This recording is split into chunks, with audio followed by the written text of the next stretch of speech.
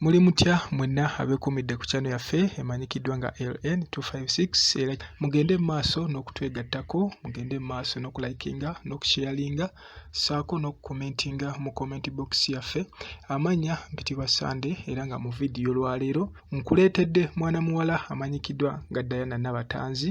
era ng'ono abasinga mu mumanyi olw'okuba nga TV presenter ku BBS Telefina eyaffe y'Obwakabaka ssaako ne mu Kunta Production eri muyolese ekitone. Mwana muwala ono abeerayo nnyo nga judge avuddeyo neyewaana era n'abasuulamu omuliro nti mu balungi abakazi abalungi abasinga mu ggwanga lyaffe Uganda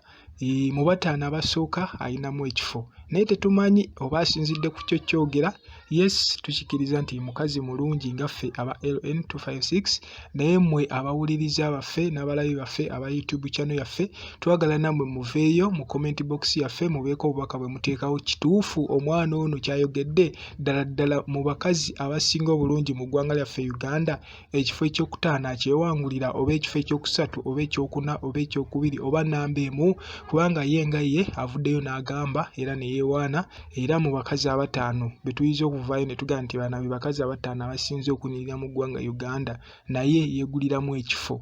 Mwebale nnyo okubeera ku channel yaffe eyitibwa LN256 era nga tubasaba mugende mu maaso n'okutwegattako.